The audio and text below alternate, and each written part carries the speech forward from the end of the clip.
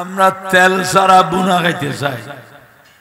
তেল ছাড়া, আচ্ছা তেল ছাড়া কি বুনবে না ফুরবে? তেল ছাড়া যখন আপনি কড়াইতে বস্তু ডালবেন, এটা বুনা হবে না ফুরে যাবে?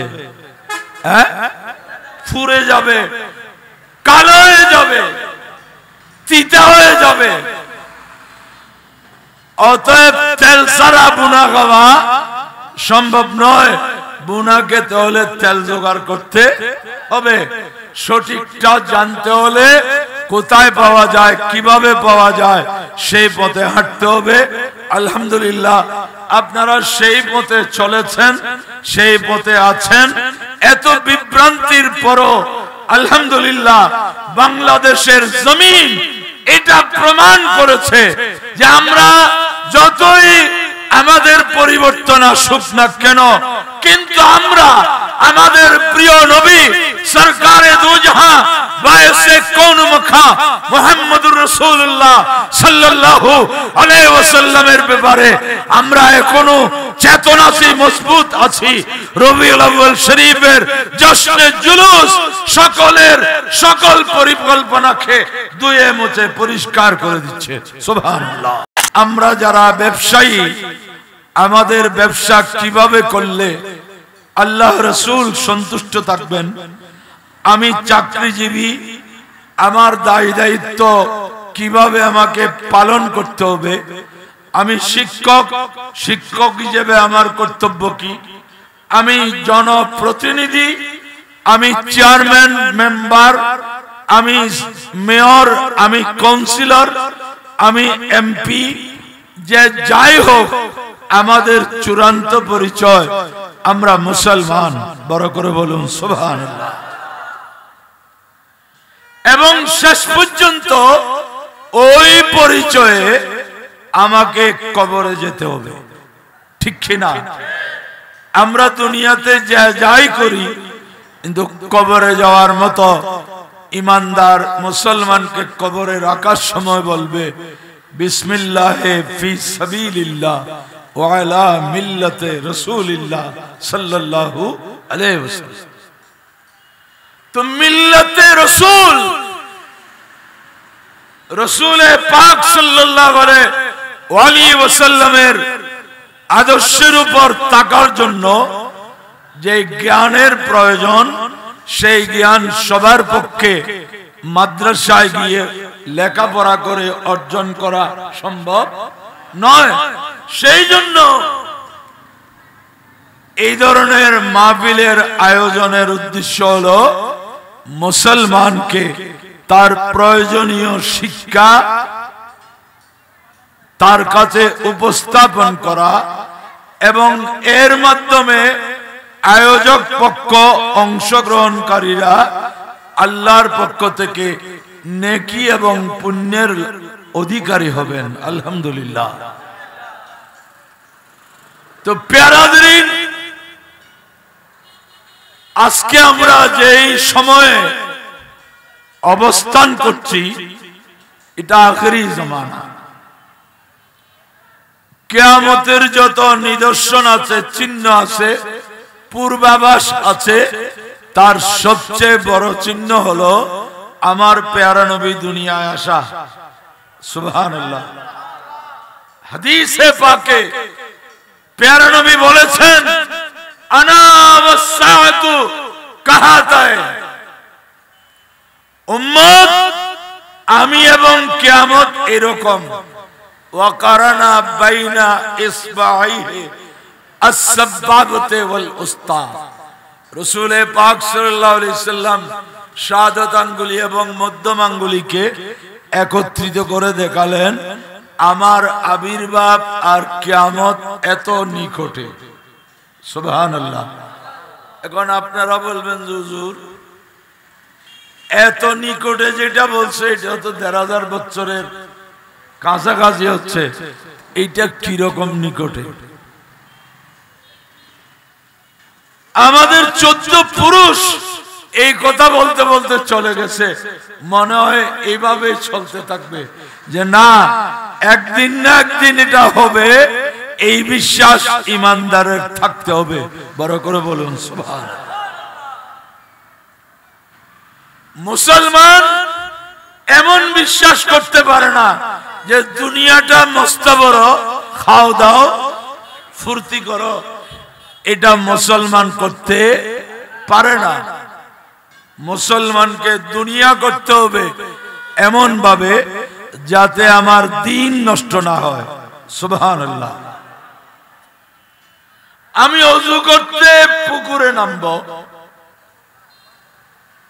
সেই সময় যদি গোসলের মতো সব ভিজাই ফেলি, এটা কি বুদ্ধিমানের কাজ হবে? আমি গোসল করতে নামলে গোসলের প্রস্তুতি নিয়ে নামবো, আর যখন উযু করতে যাব তো উযুর প্রস্তুতি নিয়ে যাব, ঠিক কিনা? কাজ অনুসারে প্রস্তুতি। তা আমরা মুসলমান, আমাদেরকে জীবনের ফাঁকে আমাদেরকে পরকালের প্রস্তুতি গ্রহণ করতে হবে। সেই প্রস্তুতি কেমনে হবে, কোন পথে গেলে আমরা কামিয়াব হব, সফল কাম হব, এটা জানার উপায় হচ্ছে এই ধরনের মাহফিল। সুবহানাল্লাহ। তো আপনারা বলবেন হুজুর এই ধরনের এই স্টাইলে, এই প্যান্ডেল, এই লাইটিং, এইভাবে মাহফিল হয়, কিন্তু সব মাহফিলে কথাবার্তা তো এক ধরনের নয়, ঠিক কিনা? কথাবার্তা তো বেশ কম। এখন আমরা কোথায় যাব, আমরা কোন দিকে যাব? এই একই প্যান্ডেল, লাইটিং ঠিক, প্যান্ডেল ঠিক, স্টেজ ঠিক, চেয়ার ঠিক, মাইক ঠিক, শ্রোতারা নিচে বসেছে, বক্তা অতিথিরা উপরে বসেছে, সব ঠিক, কিন্তু কথাবার্তা বিভিন্ন ধরনের। এখন আমরা কোথায় যাব?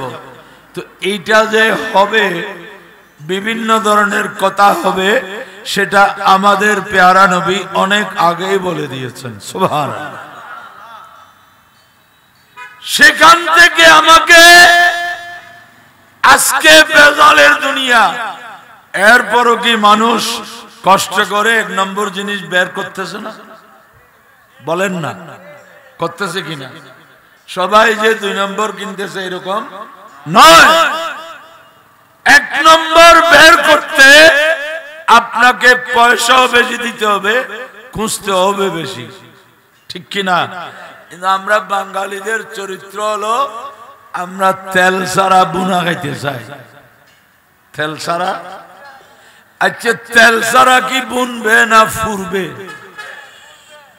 তেল ছাড়া যখন আপনি কড়াইতে বস্তু ডালবেন, এটা বুনা হবে না ফুরে যাবে? হ্যাঁ, ফুরে যাবে, কালো হয়ে যাবে, তিতা হয়ে যাবে। অতএব তেল ছাড়া বুনা খাওয়া সম্ভব নয়। বুনা খেতে হলে তেল জোগাড় করতে হবে। সঠিকটা জানতে হলে কোথায় পাওয়া যায়, কিভাবে পাওয়া যায়, সেই পথে হাঁটতে হবে। আলহামদুলিল্লাহ আপনারা সেই পথে চলেছেন, সেই পথে আছেন। এত বিভ্রান্তির পরও আলহামদুলিল্লাহ বাংলাদেশের জমিন এটা প্রমাণ করেছে যে আমরা যতই আমাদের পরিবর্তন আসুক না কেন, কিন্তু আমরা আমাদের প্রিয় নবী সরকারে দু জাহাঁ বায়সে কোন মুখা মুহাম্মদুর রাসূলুল্লাহ সাল্লাল্লাহু আলাইহি ওয়াসাল্লামের ব্যাপারে আমরা এখনো চেতনাশী মজবুত আছি। রবিউল আউয়াল শরীফের জশ্নে জুলুস সকলের সকল পরিকল্পনাকে ধুয়ে মুছে পরিষ্কার করে দিচ্ছে। সুবহানাল্লাহ, ঠিক কিনা? রসুলকে বাদ দিয়ে কোনদিন আপনি আল্লাহ পর্যন্ত পৌঁছতে পারবেন না। কারণ আমরা আল্লাহকেও দেখি নাই, কবর থেকে শুরু করে বেহেশত দোজখ পর্যন্ত যা হবে একটাও দেখিনি। দেখছি কেউ?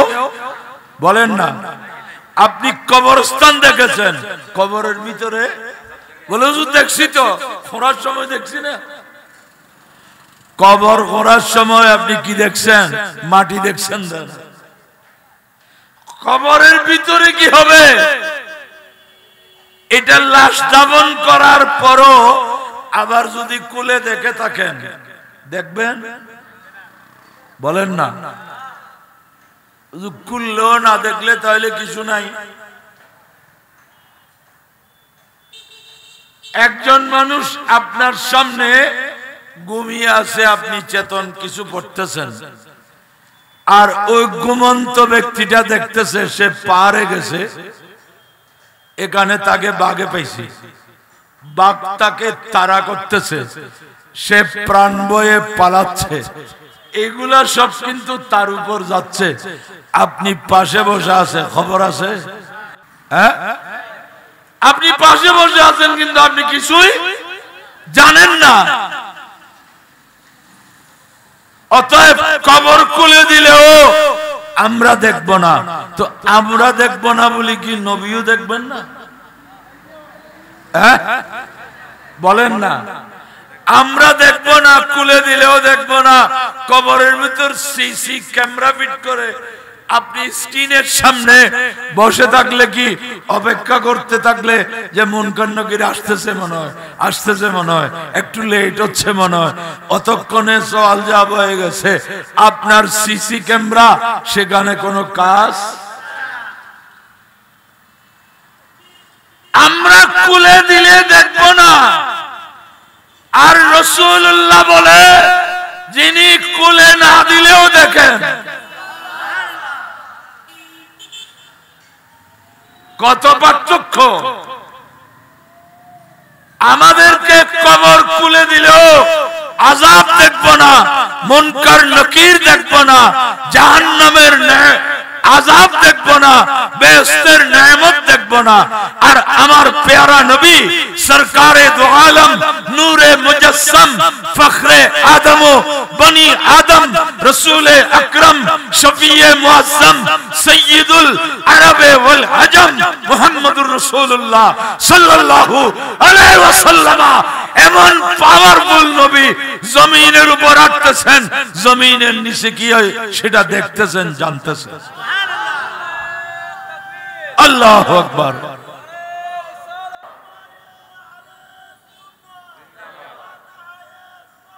জিন্দাবাদ। প্যারা হাজরিন, এই বিশ্বাস এটা আমাদের আবেগবশত নয়, এটা কোরআন হাদিস সম্মত। সুবহানাল্লাহ। ইমামে বুখারী, ইমামে মুসলিম হযরতে আব্দুল্লাহ ইবনে আব্বাস রাদিয়াল্লাহু আনহুমা থেকে হাদিস বর্ণনা করেছেন, মাররান নবী সাল্লাল্লাহু আলাইহি ওয়া আলিহি ওয়াসাল্লাম বিকবরাইন ফাকালা ইন্নাহুমা লা ইউযাবান ওয়া মা ইউযাবান ফি কবীরিন أما أحدهما فكان لا يستنزه من البول وفي رواية لا يستتر من البول وأما الآخر فكان يمشي بالنميمة فأخذ جريدة رطبة فشقها بنصفين ثم غرز في كل قبر واحدة قالوا لما صنعت هذا يا رسول الله قال لعلهما يخفف عنهما ما لم তাইবাসা। এটা বুখারী ও মুসলিমের রিওয়ায়াত। সরকারে দো জাহান সাল্লাল্লাহু আলাইহি ওয়াসাল্লাম দুইটি কবরের পাশ দিয়ে যাচ্ছিলেন। আমরা কবরস্থানের পাশ দিয়ে প্রতিদিন যাচ্ছি না? আমরা কবরস্থানের দেয়াল দেখি আর গাছ ঘাস এগুলা দেখি, আর কিছু দেখি না। কিন্তু আমার রাসূল যাওয়ার সময় বললেন এই দুই কবরে নিশ্চয় নিশ্চয় আযাব হচ্ছে। সুবহানাল্লাহ বলেন না? আচ্ছা, এটা বিশ্বাস কে করবে? যিনি এই বিশ্বাস রাখেন যে রাসূল দুনিয়া যেখানে দেখে না ওইখান পর্যন্ত নবী দেখেন, এই বিশ্বাস যার আছে তিনি এটা বিশ্বাস করবেন, ঠিক কিনা বলেন না? আর যিনি বলে আছেন যে উনি তো আমাদের মতো, এগুলো কি বলতেছেন? আমি আর সভাপতি সাহেব কবরস্থানের পাশে যাওয়ার সময় আমি বললে উনি হয়তো চুপচাপ থাকবে, হুজুর মানুষ দেখলেও দেখতে পারে। আর উনি বললে আমি বলবো যে ভাই আর কথা বলছেন না, যে আপনি কবরের ভিতরে দেখতেছেন, দোকানের ভিতর ঠিকঠাক দেখেন কিনা, তাহলে তো এই মার্কেটের আপনি সভাপতি, কোনো চুরি ডাকাতি জীবন হইতো না।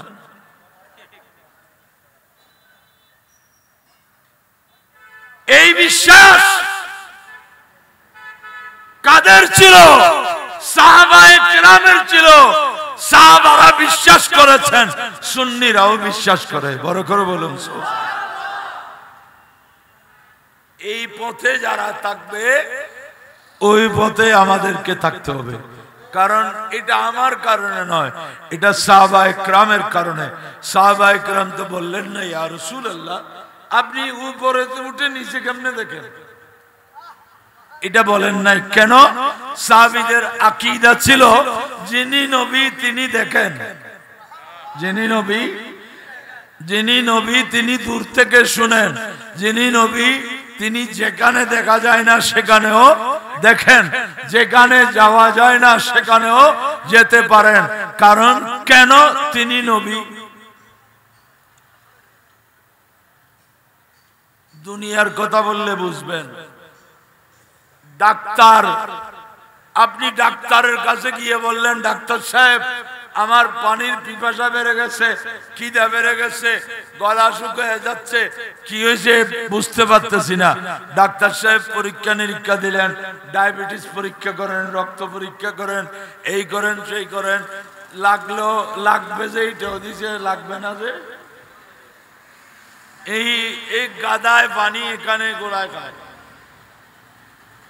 ডাক্তার পরীক্ষা দিবে কোনটা, যেটা ওনার জ্ঞানে কভার করতে পারবে না, ওইটা পরীক্ষা দিয়ে নিশ্চিত হবেন। আর যদি সব পরীক্ষা দিয়ে বুঝতে হয় তো ডাক্তারি কি আর। কিন্তু এখানে এক লম্বা পরীক্ষা হচ্ছে, পরীক্ষা করার জন্য অনেকে বসে আছে না। প্রয়োজন এক জিনিস, লাগবে না তারপরও করানো এটা আরেক জিনিস। এটা হচ্ছে অসততা। আর সততা হলো যা প্রয়োজন হবে রোগীর তা করা, ঠিক কিনা? রিপোর্ট নিয়ে আসলেন, ডাক্তার বললেন বাবা আপনার তো ডায়াবেটিস হয়েছে। ওই ডায়াবেটিস মানে বলে বহুমূত্র, বলে এটা তো আরো কঠিন, ভালো করে বুঝাও। বলে আপনার শরীরের ভিতর চিনি থাকতেছে না পেশাবের সাথে, বলেন না পেশাবের সাথে কি চলে যাচ্ছে? চিনি, সুগার। তো ওই বুড়া মানুষ বলে ডাক্তার এগুলা নিয়ে ডাক্তারি করো, পেশাব করি আমি, চিনি দেখো তুমি না। আমি 70-80 বছর পেশাব করলাম, কোনদিন চিনি দূরের কথা লবণও তো দেখিনি। কোন রোগী যদি এরকম বলে ডাক্তার থাকে আর বসতে দেবে? বলে পাগল কোথাকার, তোমার কি চিকিৎসা, যাও। কিন্তু আমরা এটা করি না। আমরা ডাক্তার যখন বলে তখন বিশ্বাস করি, হ্যাঁ নিশ্চয় ডাক্তার বলছে। বিশ্বাস কেমনে? আমি পেশাব দেখেছি এই চোখে, ডাক্তার দেখেছেন ডাক্তারি চোখে,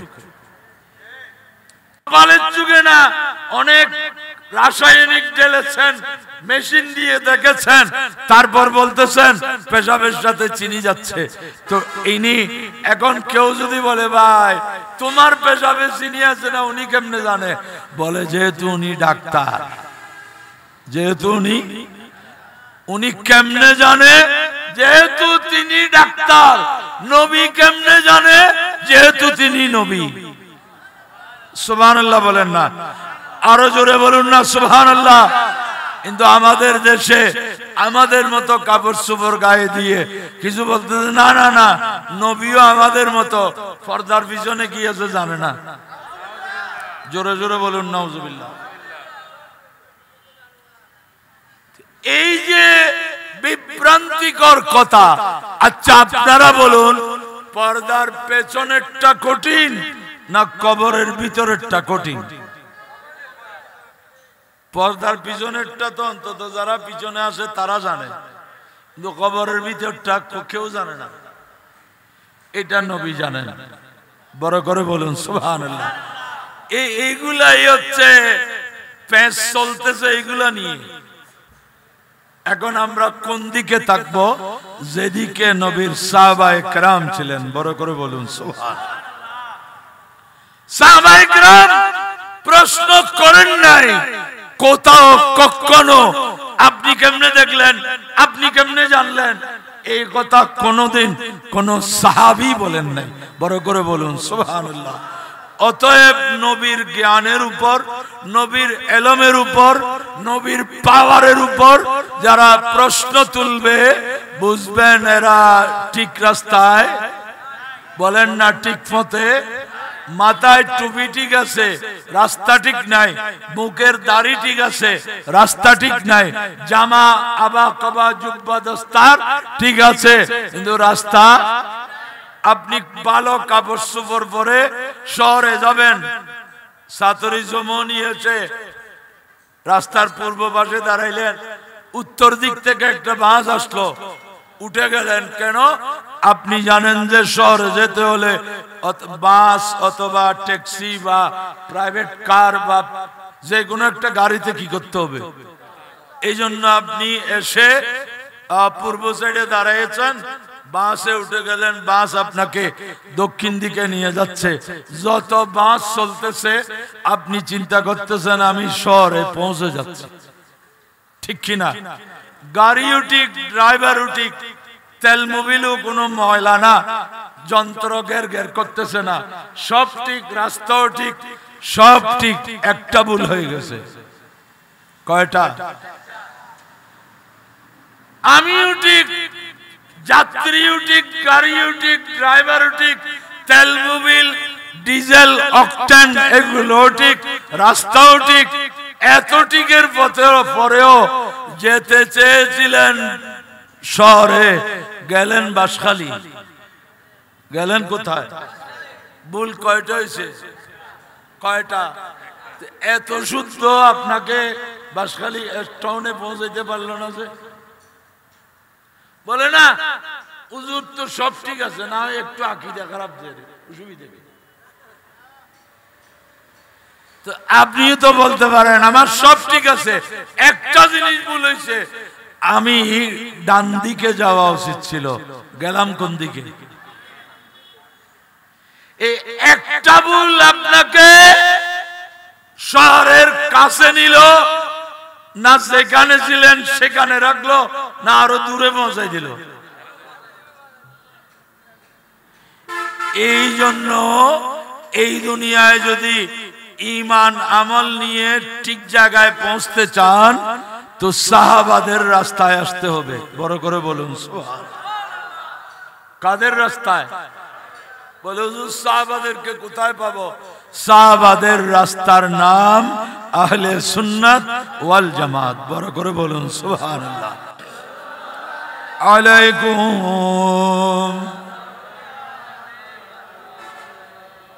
প্যারাজরিন, আমার নবী বলছেন আমি দেখতেছি নিশ্চয় নিশ্চয় আযাব হচ্ছে। আচ্ছা, এতটুকুতে শেষ নয়। প্যারা নবী বললেন কি? দুই কবরে একই কারণে না, দুই কবরে দুই কারণে, দুই কবরে দুই কারণে শাস্তি হচ্ছে। তাহলে রসুল দেখা যাচ্ছে কারণও জানে। মনে হয় মানুষগুলা গতকাল মারা গেছে। আরে না, এগুলো অনেক আগের। এদের কার কবরে কি কারণে আযাব হচ্ছে সেটাও যিনি জানেন তিনি রাসূলুল্লাহ, তিনি নবীউল্লাহ। এটা তো আর কিচ্ছা কাহিনী, এটা বুখারী মুসলিমের হাদিস। আজকে যারা এখানে হাত বাঁধে তারাও স্বীকার করতে পারবে না। তো আমার নবী বলছেন উম্মত একটি কবরে আযাব হচ্ছে ওই মানুষটা পেশাব থেকে ভালো করে পরিষ্কার হতো না, পেশাব থেকে পরিষ্কার। এই রোগটা আমরা যারা বসছি আমাদেরও তো থাকতে পারে। বসলাম, উঠলাম, চলতে চলতে পানিও ডাললাম, আবার চলতে চলতে পানি আরো কিছু পড়লো, পাক হইছে। তো আমার প্যারা নবী বলছেন ওমা ইউআযাবানে ফি কবীরিন, অনেক বড় বড় অপরাধের কারণে শাস্তি হচ্ছে না, একটার কবরে হচ্ছে সে পেশাব থেকে ভালো করে পরিষ্কার হতো। অতএব আমরা যারা আছি, যারা শুনছি, আমরা যারা মুসলমান, আমাদেরকে পবিত্রতার ব্যাপারে যত্নবান হতে হবে, সতর্ক হতে হবে। তাড়াহুড়ো না করে পেশাব আস্তে ধীরে করে পরিষ্কার পরিচ্ছন্ন হয়ে উযু কালাম করে তারপরে ইবাদত। তো সাহাবীরা তো প্রশ্ন করতে পারতেন, ইয়া রাসূলুল্লাহ, এই মানুষগুলা কোন জামানার, মারা গেছে কখন? এরা পেশাব থেকে পরিষ্কার হতো না, এটা তো ইন্টারনাল ব্যাপার, এটা পার্সোনাল ম্যাটার। এখন আমরা এমনি দুইজন দুই পাশে পেশাব করতে বসলাম, এরই কে কিভাবে পরিষ্কার হয়েছে আরেকজন জানে? এই অবস্থাটা একজন আরেকজনেরটা জানার কথা নয়। আপনি হাত ধোয়ার সময় ঠিকঠাক দিলেন না, পাশের যা দেখছে বলে ভাই কিরে ভালো করে দোন না, সাবান দিয়ে দোন না, জীবাণু থেকে যাবে। হাত ধোয়ার সময় দেখতে পারেন, কিন্তু পেশাব করার সময় কে কিভাবে পেশাব করতেছে, কিভাবে পাক হচ্ছে, এটা যিনি করতেছেন উনি ছাড়া আর কেউ জানার বিষয়। এটা রাসূল কেমনে জানেন? প্রশ্ন করুন। এটা তো সাহাবীরা বলতে পারতেন যে ইয়া রাসূলুল্লাহ, পেশাব করা, পরিষ্কার হওয়া এটা মানুষের একান্ত বিষয়। এখন তো আগে তো যেখানে সেখানে মানুষ পেশাব করত, এখন তো বাথরুমে, টয়লেটে, ওয়াশরুমে গিয়ে এখানে তো দরজা বাঁধা, সব বন্ধ, এখানে তো দেখার কোনো সুযোগ। তো রাসূল কেমনে বলতেছেন এই লোকটা পেশাব থেকে কি হইতো না, এই কারণে কবরে কি হচ্ছে? কেউ বলতে পারে জিবরিল এসে বলে দিছে, জিবরিল এসে। তো জিবরিল জানে এটা বিশ্বাস করেন, রাসূল জানেন এটা বিশ্বাস করেন। এবং এই ক্ষেত্রে জিবরিল এসেছে, তার কোন প্রমাণ কিয়ামত পর্যন্ত কেউ দিতে পারবে না। এখানে জিবরিল এসে বলেছে এরকম কোন রিওয়ায়াত নাই। তো প্যারাজরিন কি বুঝলাম? রাসূল শুধু এই এখন চলমান আযাব দেখছেন না, ওই মানুষটার জীবনে যখন পবিত্র হতো সে যে ঠিক মতো পরিষ্কার হতো না, সেটাও নবীর জানা আছে। মুসলমানের আকীদা বিশ্বাস হতে হবে এরকম। সাহাবীরা কোনো প্রশ্ন করলেন না, মেনে নিলেন কেন? ওনারা জানেন ইনি তো রাসূলুল্লাহ, अव्वल आखिर सब कुछ जाने, देखे बैदो करीब, गायब की खबरी देने वाला अल्लाह का वो हबीब नबी जी, अल्लाह अल्लाह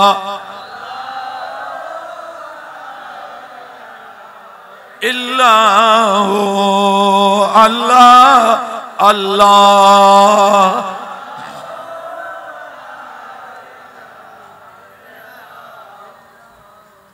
देखें रसूलुल्लाह काके बोले?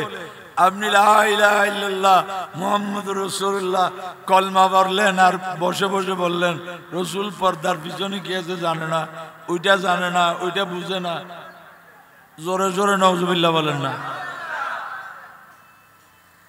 কিন্তু হাদিস কি বলতেছে? এবার আমার নবী বলছেন কেউ এরকমও মনে করতে পারে, মনে হয় লোকটার সাথে রসুলের পাকের সম্পর্ক ছিল, যে কেমন করে পেশাব করতে এটা এসে বলতো। আর যে কেউ কিভাবে পেশাব করে আরেকজনকে বলে, হ্যাঁ?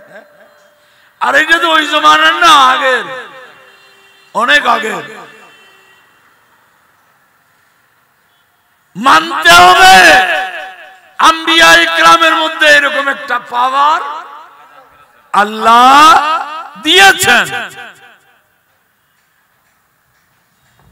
এটা বৈষয়িক ভাবে সম্ভব নয়।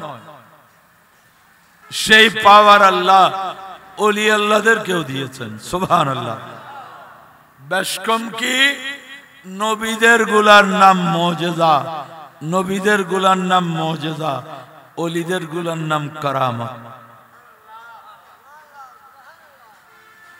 মাইক চলতেছে ইলেকট্রিসিটি দিয়ে, আওয়াজ বড় হচ্ছে। লাইট জ্বলতেছে কি দিয়ে বলেন না?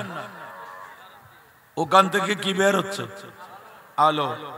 ফ্যান চলতেছে ইলেকট্রিসিটি দিয়ে, ওইখানে ইলেকট্রিসিটি ঘুরানোর কাজ করতেছে। ফ্রিজের চলতেছে, ফ্রিজ কি দিয়ে চলতেছে বলেন না? ভিতরে ঠান্ডা না গরম? আর এইখানে লাইটের ভিতর তো ইলেকট্রিসিটি কি দুই ধরনের আছে, কিছু ঠান্ডা কিছু গরম। একই লাইন থেকে যাচ্ছে, ঠিক না? ইলেকট্রিসিটি তো দুই রকম নাই, একই ইলেকট্রিসিটি যখন বাল্বের মাধ্যমে বের হয় তো আলো হয়, যখন ফ্রিজে যায় তখন ঠান্ডা হয়, যখন ফ্যানে যায় ফ্যানকে ঘুরায় বাতাস হয়। একই জিনিস বিভিন্ন ভাবে তার ফাংশন প্রকাশ করছে। আম্বিয়া ইকরামের মাধ্যমে হলে এটাকে বলে মুজিজা, আউলিয়া ইকরামের মাধ্যমে হলে এটাকে বলে কারামত। তো প্যারাজরিন, একটা কবরে আযাব হচ্ছে পেশাব থেকে পরিষ্কার হতো না। আজকে এই ওয়াজ যারা শুনলাম, আমরা এখানে সবাই মুসলমান তো, ঠিক কিনা? আমরা যাতে আরে যাক, আমি কোন নামাজ কালাম করি না, পেশাব করে পানি নেওয়ার দরকারও কি? বের হয়েছে এগুলোও পানি, হুজুররা নিতে বলতেছে এগুলোও পানি। এই যুক্তি তর্কে যাবেন না, এই কারণেও আযাব হবে, এটা হাদিস বলতেছে। মুসলমান এই জন্য পায়খানা পেশাব করে ভালো করে পরিষ্কার হবেন। অপরিষ্কার হয়ে নামাজ পড়লে নামাজ হবে না, আপনার নামাজও বরবাদ। আপনি মনে করতেছেন হচ্ছে। দুই নম্বরে আমার প্যারা নবী বলছেন ওয়া আম্মাল আখিরু ফাকানা ইয়ামশি বিন নামিমা। আরেকটি কবরে আযাব হচ্ছে ভিন্ন কারণে। কারণ কি? মানুষটা দুতিয়ালি করত, একজনের বিরুদ্ধে আরেকজনকে লাগাইয়ে দুনিয়াবাজি বলেছে। একজনের কাছে গিয়ে বলল ভাই দুনিয়া নাই, কি হয়েছে দুনিয়া? আপনার মতো মানুষকে কেমনে এরকম কথা বলে? কে বলছে? আরে ভাই একটু গরম হইয়েন না, আমার বরদাস্ত হই না, এই জন্য আপনাকে বলতে আসলাম যে অমুকে বলছে দে। ওই ঘর থেকে চা পান নাস্তা পানি কে এসে ওই যে বলছে, যার নাম বলছে, ওর কাছে গেছে। আরে ভাই কিয়ামত একবারে খাসাইছে মনে, কি হয়েছে? তোমার মতো মানুষের বিরুদ্ধে এরকম কথা কে বলছে? ওই যারো তুমি চায় খাইছি ইটার নাম লাগাই দিয়েছে। ইতে বাড়ি দিয়ে ইতারা দুজনে মারামারি করি, মাথা পাড়ায় অ্যাটেম্প টু মার্ডার কেস, ইতারা কেস বার হইতে বই বই থামসা। নাউজুবিল্লাহ বলেন না। এই চরিত্রের কিছু মানুষ আছে কিনা? আমার নবী বলছেন এই এই অভ্যাসের কারণে আরেকটি কবরে আযাব হচ্ছে। সুতরাং আজকে আমরা যারা উপস্থিত, আমাদের মধ্যে যদি ওই অভ্যাস থেকে থাকে, আজকে তওবা দিল্লা করে বাকি কামান নাই যে না নিজের ভালো কাজ করেন গিয়ে সময় কখন শেষ হয়ে যায় তার কোনো গ্যারান্টি নাই। আমার রাসূল বলেছেন উম্মত কিয়ামতের আগে হঠাৎ মরে যাওয়া বেড়ে যাবে, হঠাৎ মৃত্যু, হার্ট ফেল, স্ট্রোক করা, এগুলা বেড়ে যাবে। ওয়ায়াকসুরু মাউতুল ফুজা, আমার রাসূল বলেন কিয়ামতের আগে হঠাৎ মরে যাওয়া এই প্রবণতা বেড়ে যাবে। আপনারা যারা বয়স্ক বলেন তো, আজ থেকে 50 বছর আগে এইভাবে স্ট্রোকের খবর শোনা যাইতো না, আজকে যাচ্ছে। অতএব মুসলমানদের উচিত এই ধরনের চরিত্র পরিহার করা, একজনের বিরুদ্ধে আরেকজনকে লাগিয়ে ক্ষতি করা। বরং আমার রাসূল জায়েজ দিয়েছেন ওইটা। কোনটা? দুইজনের মধ্যে সম্পর্ক খুব খারাপ, মারমুখী, একজন আরেকজনকে পেলে খুন করে ফেলবে, এই অবস্থা থেকে তারকে দুইজনকে নরমাল করার জন্য আপনাকে রাসূলে পাক অনুমতি দিয়েছেন। এখানে কিছু মিথ্যা কথাও যদি বলতে হয় বলো, তারপরও ঝগড়া ক্ষম, বড় করে বলুন সুবহানাল্লাহ। গিয়ে বলবেন ভাই দুনিয়াতে আসলে মানুষ পরিবর্তন হয়, সবসময় এক ধরনের থাকে না। বলে কি? বলে মাশাআল্লাহ অমুক দেখলাম আরেকজনকে আপনার ব্যাপারে যেই ভালো মন্তব্য করতেছে, আমি তো আশ্চর্য হয়ে গেলাম, শুনলাম আপনাদের মধ্যে এরকম এরকম। হ্যাঁ ঠিক নাকি? বলে হ্যাঁ আমি শুনছি না।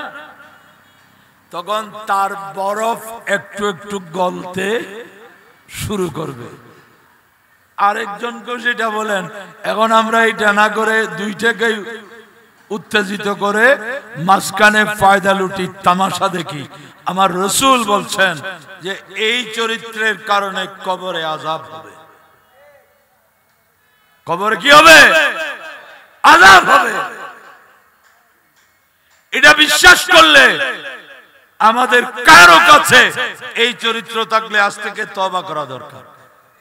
আল্লাহ তৌফিক দান করুন। এখন কবরওয়ালাদের এই অবস্থা, আমরা হলে কিছু দোয়া মুনাজাত দেখলে, আর রহমতুল লিল আলামিন তো এইভাবে রেখে চলে যেতে পারেন না। আমার দয়াল নবী, রহমতের নবী, একটা খেজুরের ডালা ভেঙে নিলেন, দুই টুকরা করলেন। খেজুরের ডালিকে ডোলারে, খেজুরের ডোলারে দুই টুকরা করে দুই কবরত গাড়ি দিয়ে কোথায় গাড়বেন? মানুষ দেখা যায় প্রায় মাঝামাঝি করে দেয় না। সুনানুদ দারমি শরীফে ইমামে দারমি যে হাদিস নকল করেছেন সেখানে স্পষ্ট আছে ইনদা রাসিল কবর, কবরের মাথার দিকে, মইয়তের মাথা যেদিকে সেই দিকে দিবেন। রাসূলে পাক সাল্লাল্লাহু আলাইহি ওয়াসাল্লাম দুই কবরে দুইটা গেড়ে দিলেন। এবার সাহাবারা জানতে চাচ্ছেন, ক্বালু লিমা সানাতা হাযা ইয়া রাসূলুল্লাহ, ইয়া রাসূলুল্লাহ আযাব হচ্ছে ভিতরে, আযাব হচ্ছে কোথায়? আপনি খেজুরের ডালা গেড়ে দিলেন উপরে, এটা তো আমাদের বুঝে আসতেছে না।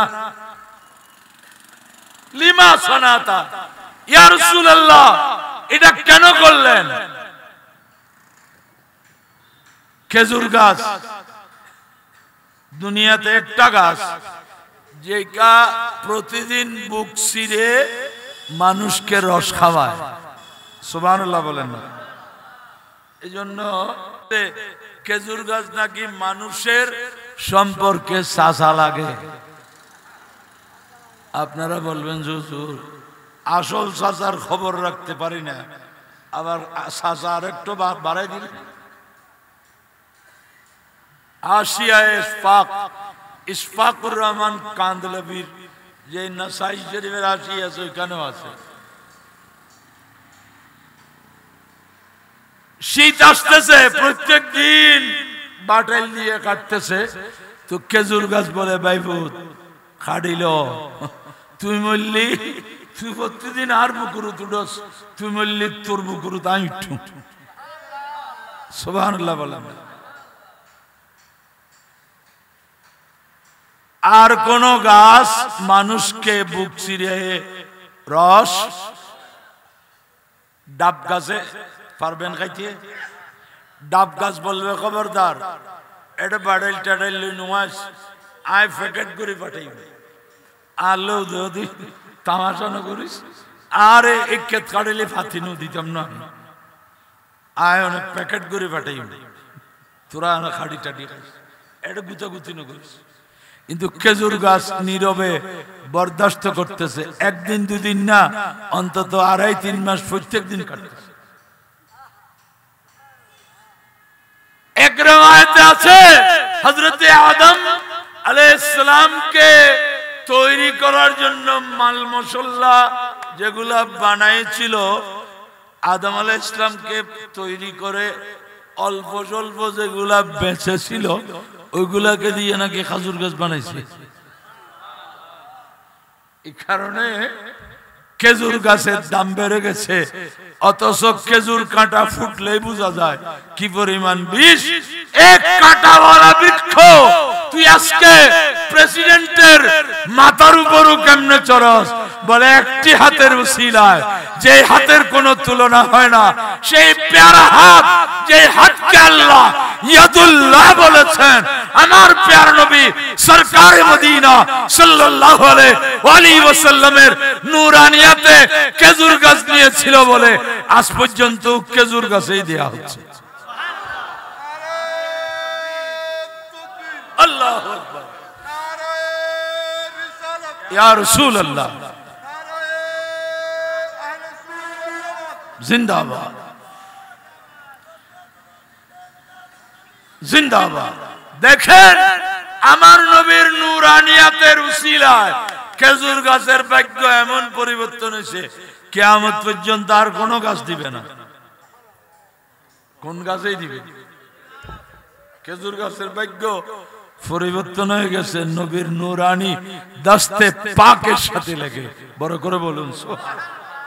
আমরা কেন ওই নবীর উম্মত হয়ে আজকে লাথি খাচ্ছি? ইহুদি নাসারার আমরা লাথির কাঁটালে পরিণত হয়েছি। তার কারণ হচ্ছে আমরা নবীকে যেভাবে জানা দরকার, নবীকে যেভাবে মানা দরকার, নবীকে যেভাবে অনুসরণ করা দরকার, এগুলোর থেকে আমরা অনেক দূরে চলে গেছি।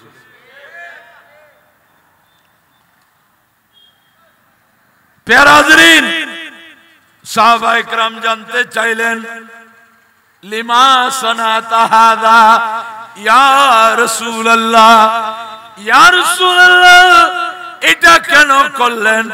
আমাদের বুঝে আসছে না। তো আমার রাসূল বললেন, শুনো, এই খেজুর গাছ যতক্ষণ কাঁচা থাকবে, যতক্ষণ কাঁচা থাকবে কবরওয়ালার আযাব হালকা হয়ে যাবে। কেমনে? খেজুর গাছকে ভয় করে কি ফেরেশতা আসবে না? যে না না, এগুলো যতক্ষণ কাঁচা থাকবে ততক্ষণ আল্লাহর তাসবিহ পড়বে। কার তাসবিহ পড়বে?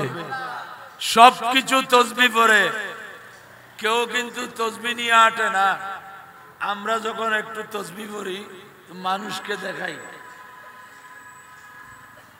অথচ এই আম গাছ সমস্ত গাছ বৃক্ষ তৃণ লতা সবকিছু আল্লাহর তাসবিহ পড়ে।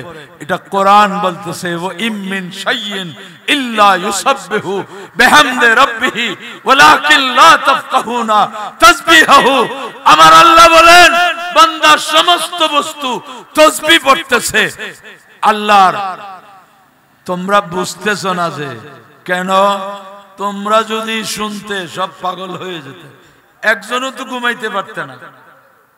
ঘরের বাইরে জানালার কাছে সুপারি গাছ, নারিকেল গাছ, আম গাছ, কাঁঠাল গাছ, জাম গাছ, আমড়াগোড়া গাছ, ভিতরে আড়াইলের মধ্যে মুরগি, গরুর ঘরে গরু, ছাগলের ঘরে ছাগল, এগুলার তাসবিহর আওয়াজ যদি মানুষ শুনতো একজনও ঘুমাইতে পারত?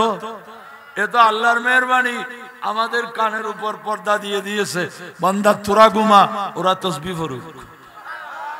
ওরা তো গরু ছাগল গাছ মাছ, তোদেরকে তো দামি বানিয়েছি।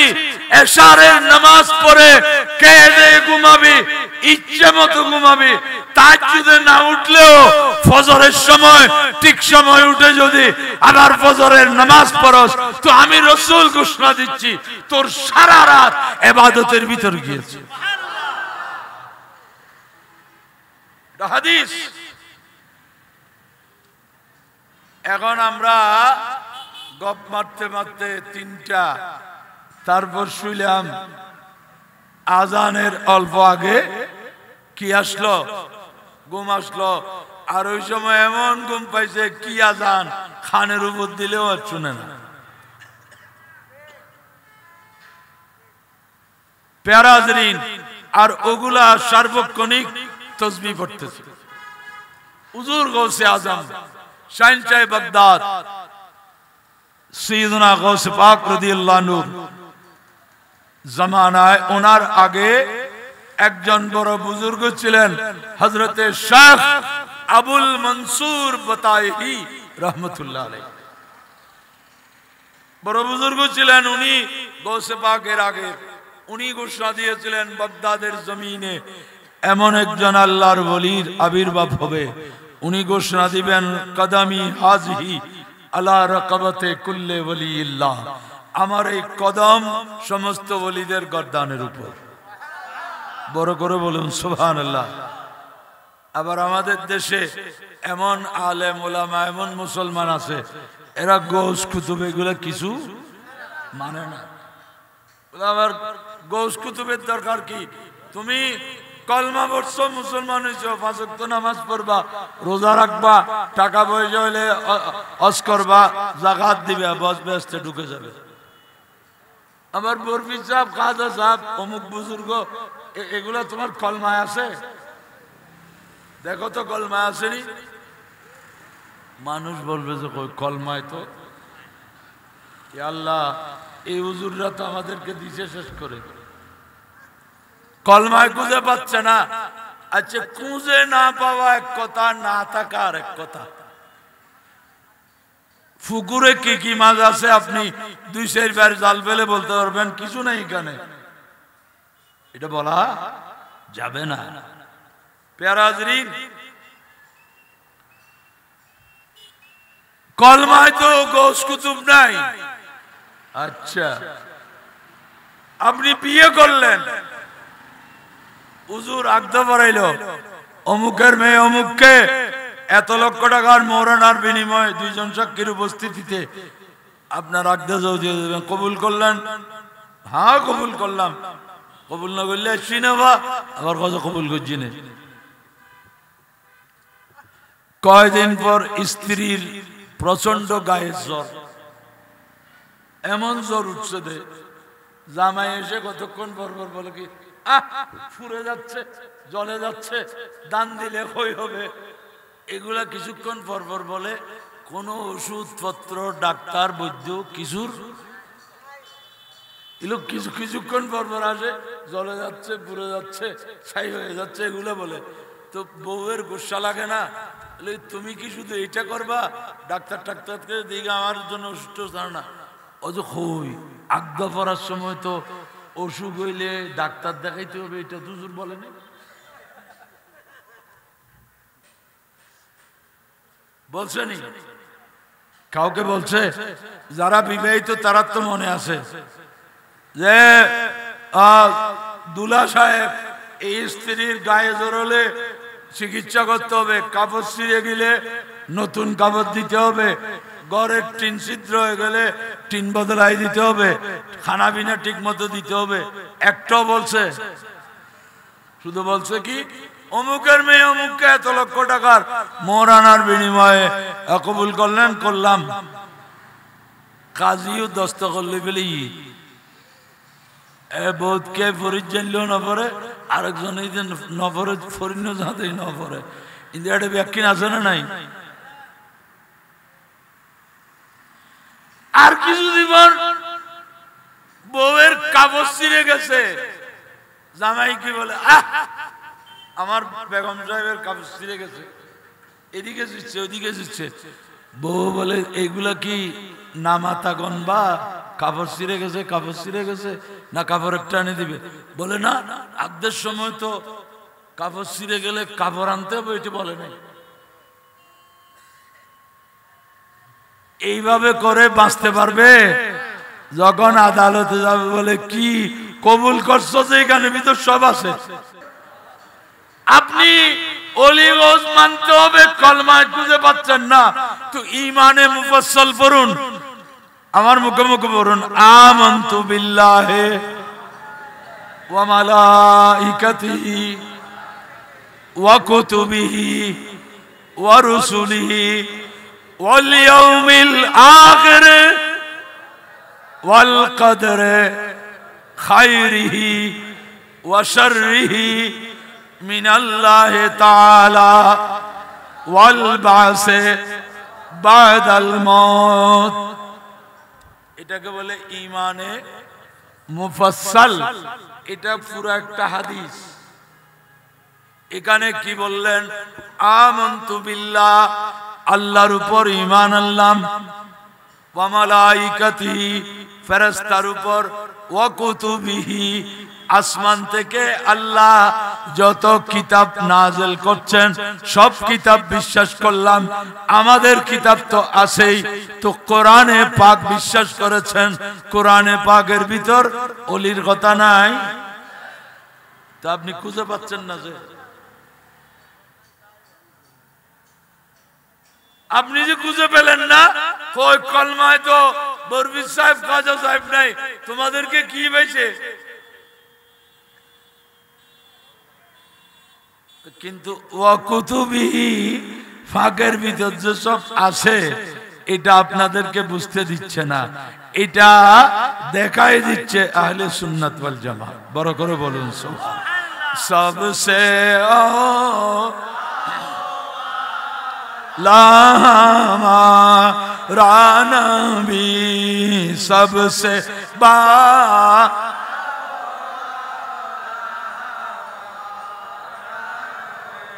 अपने मौला का प्यारा हमारा नबी, दोनों आलम का दूल्हा हमारा नबी, सबसे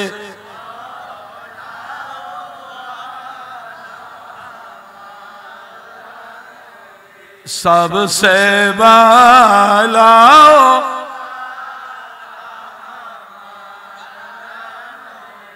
এটা আপনাদেরকে পেশ করে করতে হবে, মানে এখন এটা আমরা না অন্যরাও পড়তেছে।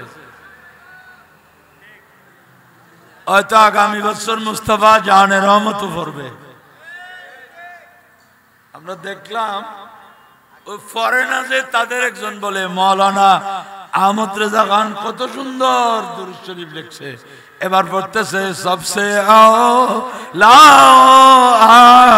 লামা রানবি সবসে বা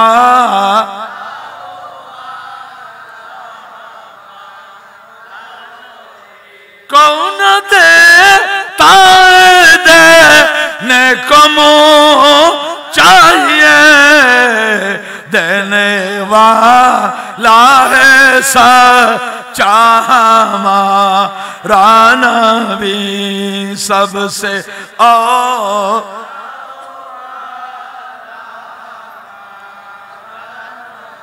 सबसे वाला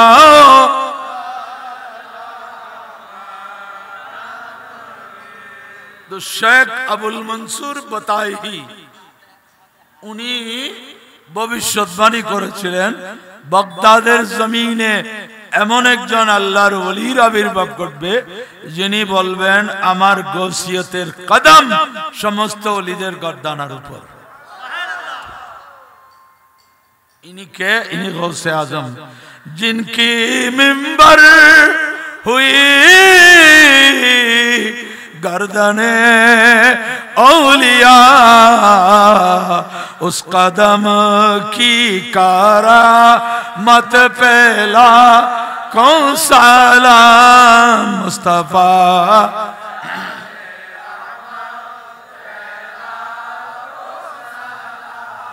शम्अ बज़ में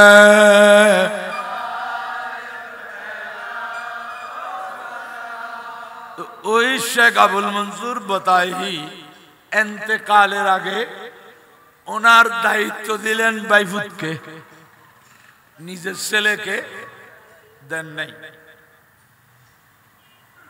বাইফুতকে দিয়েছেন ওনার খেলাফত তরিকতের দায়িত্ব।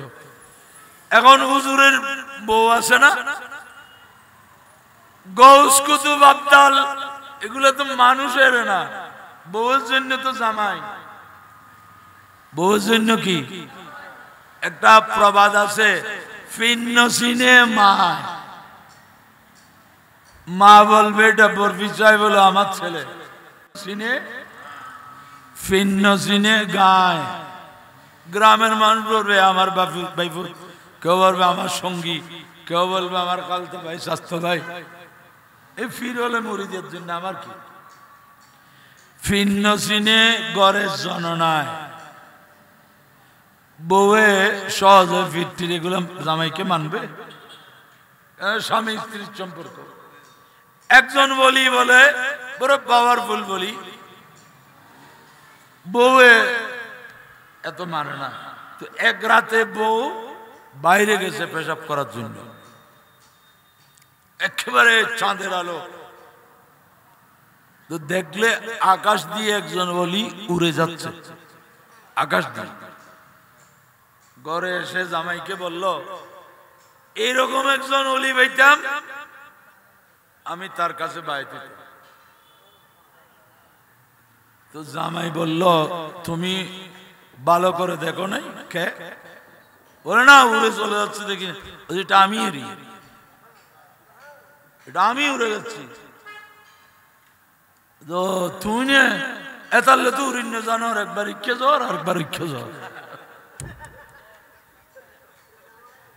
এত কই দেই বেড়ে পাইলে আমি বের কাছে কিতাম, যেই নাকি খবর পাই দিবে জামাই তো উড়ে যাওয়া, তাহলে তো উড়িন জানো, একবার ইচ্ছে জ্বর একবার ইচ্ছে জ্বর। এখন শেখ আবুল মনসুর বতাইহির স্ত্রী লাগছে জামাইয়ের পিছনে, হ্যাঁ আমার ছেলে কোন দিক দিয়ে অযোগ্য, লেখায় পড়ায় কেরাতে লাহানে টোনে টানে কোন দিক দিয়ে কম না, আপনি এত বড় একটা জিম্মাদারি ছেলে কেন দিয়ে বাইবুতকে কেন দিলেন? এই ওনাকে আর টিকতে দিচ্ছে না, উনি বলে এগুলো তুমি বুঝবা না, আমি তুমি আর কত বুঝো, ছেলে কেন দিয়ে বাইবুতকে দাও। বউয়ের যন্ত্রণা বরদাস্ত করতে না পেরে বলে প্রয়োজনে তুমি পরীক্ষা নাও, আমার ছেলে ইন্টারভিউতে যদি পাস না করে তাইলে দিও না। পরীক্ষা নিচ্ছে, বাইবুতকেও ডাকছে ছেলেকেও ডাকছে, ডেকে পরীক্ষা কি কিতাব কোরআন না, বলে এই গাছ দেখছ যে ওগুলার থেকে কিছু ফাতা জিরে গাছের গাছের কি বউ তো মাই বল নামাতে দেন কি পরীক্ষা ইনশালে পারে আর নামাইতে। এখন ছেলের তো রাগ লাগছে, আমি এত বড় আলেম আমাকে কিছু মশলা মশাইলা না জিজ্ঞেস করবে, এটা একটা পরীক্ষা। ইবে যাইরে গাছ উগরে ঠান দিয়ে যে গাছরে সব ল্যান্ডা করে ফেলি ফাতা বেয়া কোনানি বাবার সামনে ঠাল মেজি।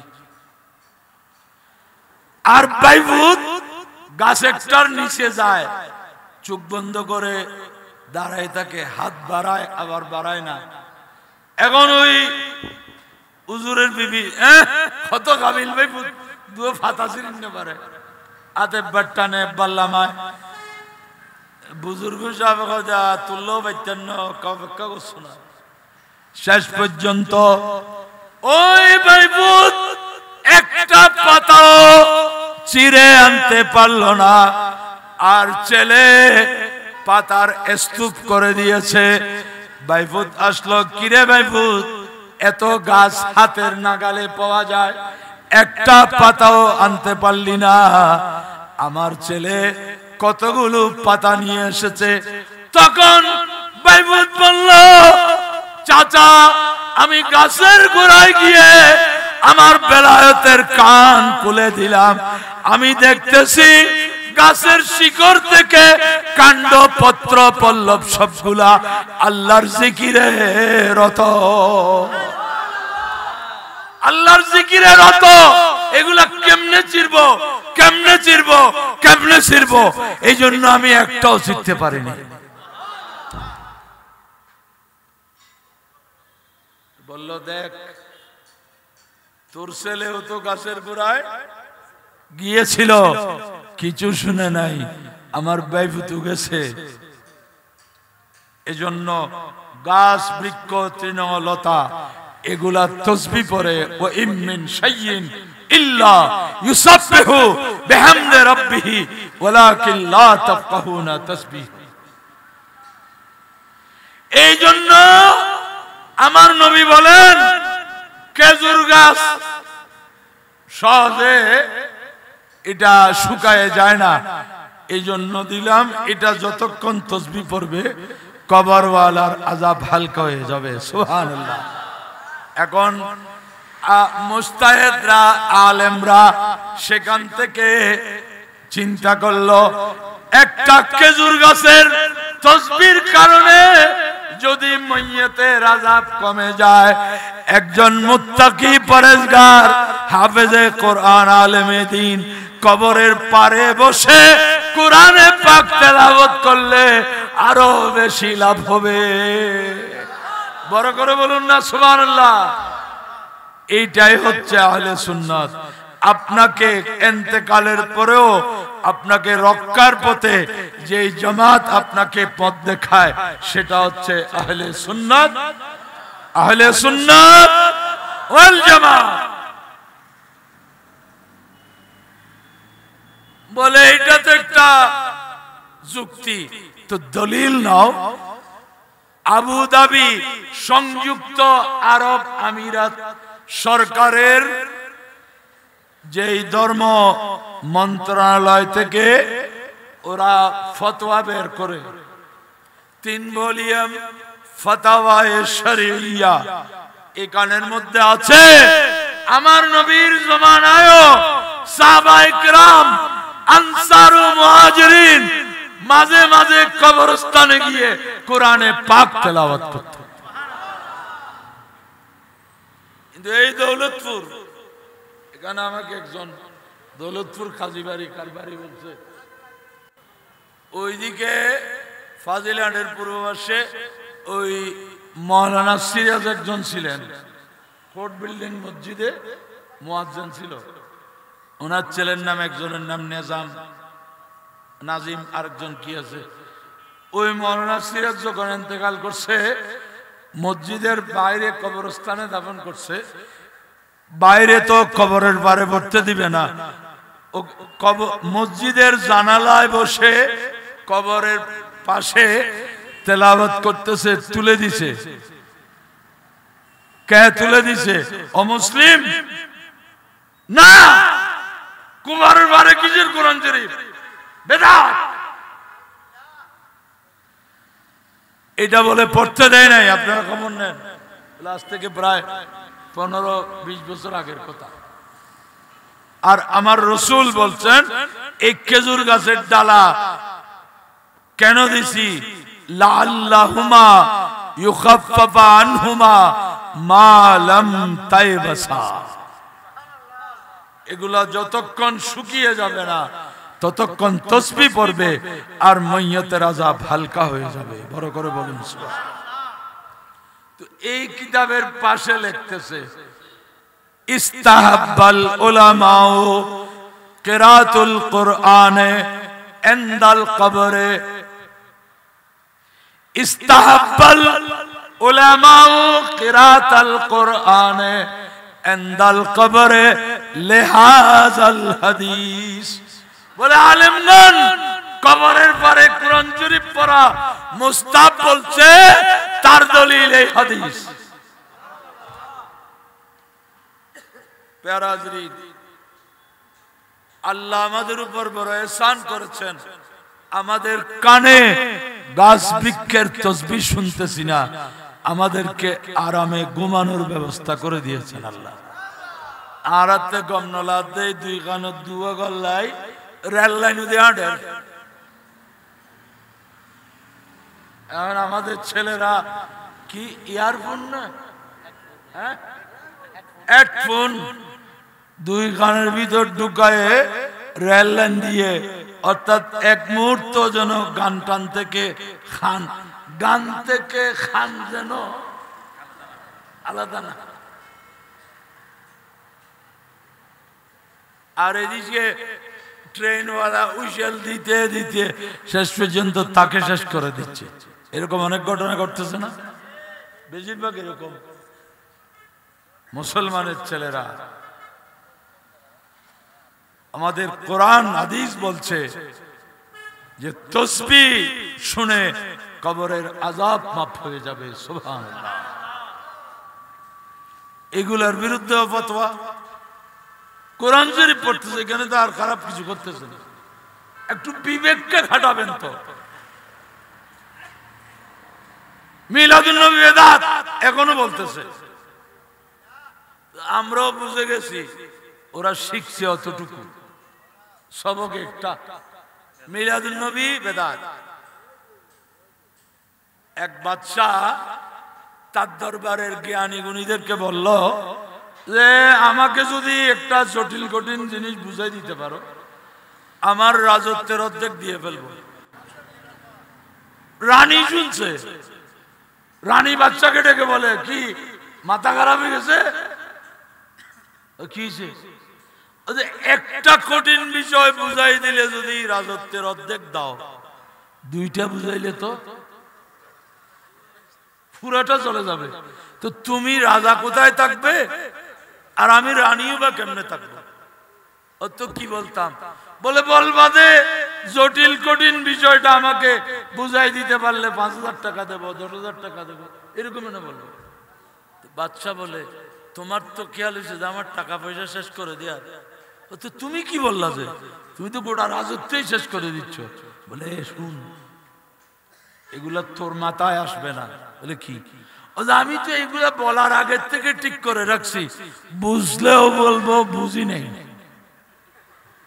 বুঝলেও বলবো বুঝি নাই, না বুঝলেও বলবো। তাহলে আমাকে এজেন্সিও দিতে হবে না। আমি বুঝলেও বলবো যে ভাই কি বুঝাচ্ছে, আমার মাথায় আসতেছে না। আমি বুঝলেও বলবো বুঝি নাই, না বুঝলেও বলবো বুঝি নাই। এখনো আমাদের দেশে ওই দোষ হয়েছে, যত দলিল দেন ও বলতে আছে ঈদ মিলাদুন নবী বেদাত। কেন? বলে সাহাবারা করে নাই। ও আচ্ছা, তাবেঈনরা করে নাই, তবে তাবেঈনরা করে নাই। ও এই কারণে বড় মূল্যবান কথা। তো হুজুর আপনারা মাহফিল যেগুলা করেন এগুলা সাহাবারা করছে? অন্তত শানে সাহাবা মাহফিল সাহাবা করে নাই, এটা তো হলফ করে বলা যাবে। সাহাবার শানে সাহাবা মাহফিল করবে? এখন শানে সাহাবা মাহফিল যদি জায়েজ হয়, ঈদে মিলাদুন নবী কেন বেদাত হয়ে গেল? একটু বিবেককে প্রশ্ন করুন। খতমে বুখারী শরীফের নাম শুনছেন? এখন তো প্রায় জায়গায় মাশাআল্লাহ যারা ঈদে মিলাদুন নবীকে বেদাত বলে, খতমে বুখারী কিন্তু পরেও ঢাকাও না। কিন্তু আমি মাহফিলে বলছি, খতমে বুখারী সাহাবার জামানায় খতম করতে থাকবে। বুখারী শরীফ নামে যে কিতাবটা, এটা সাহাবা, তাবেঈন, তবে তাবেঈন, এই তিন যুগে এই কিতাবের অস্তিত্বও ছিল না। তো ওইটা কেমনে জায়েজ হয়ে গেল?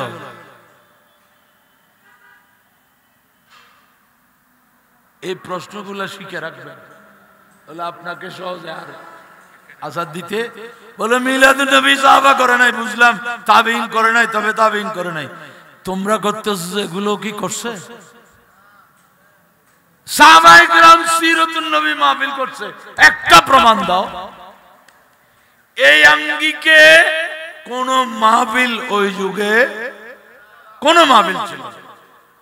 আজকে pandal, lighting, stage, chair, table, sofa, loud speaker, এগুলো কিছু ওই যুগে। এখন দেখেন যারা ঈদে মিলাদুন নবী বেদাত বলে, এরা এরকম প্যান্ডেল করে কিনা? রাতে হলে লাইট জ্বালায় কিনা? ওদের শ্রোতারাও নিচে বসে কিনা? বক্তা স্টেজে, ওখানেও মাঝে মধ্যে হুজুররা চা পানি খায়, ওখানেও একটা খুতবা পড়ে, ওয়াজ করে, এখানেও করে। তো ওই ওদের গুলা জায়েজ হলো, এগুলো বেদাত হয়ে গেল। কারণটা কি? প্যান্ডেলের কারণে বেদাত হলে এটা বেদাত হলে ওইটাও কি হবে? লাইটের কারণে বেদাত হলে আমাদেরটা যেমন বেদাত হবে, তাদেরটাও বেদাত হবে। যদি মাইকের কারণে বেদাত হয়, তো আমাদেরটা যদি বেদাত হয়, তাদেরটাও কি হবে? বেদাত হবে। তারপরে স্টেজের কারণে যদি বেদাত হয়, তাদেরটাও বেদাত হবে। চেয়ারের কারণে বেদাত হলে তাদেরটাও বেদাত হবে। তো এখন ওদেরটা জায়েজ হয়ে গেল, আমাদেরটা বেদাত হয়ে গেল। কারণ কি?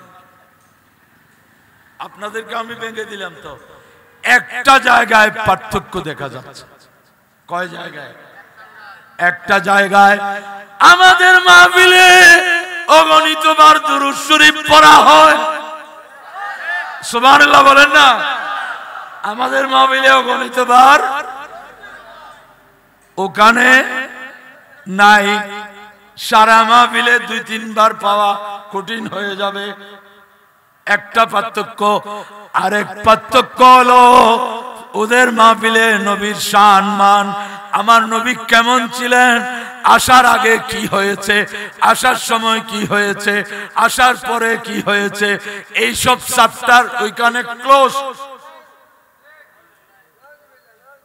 কিন্তু সিরাত গ্রন্থ আপনি যেটা করবেন, আমার প্যারা নবী সরকারে দু আলম সাল্লাল্লাহু আলাইহি ওয়াসাল্লাম আসার আগে, আসার সময়, আসার পরে কি অলৌকিক ঘটনা ঘটেছিল, সবগুলো কিতাবে আছে। মানুষকে বলে না, মানুষকে জানায় না। কারণ হচ্ছে এগুলো বললে তো প্রমাণ হয়ে যাবে আমার রাসূলের কোনো তুলনা নাই। मिसाले मुस्तफा को ही पैगंबर हो नहीं सकता, सितारे लाखों चमके मेरे अनवर हो नहीं सकता। सलातुनिया अलैकुम।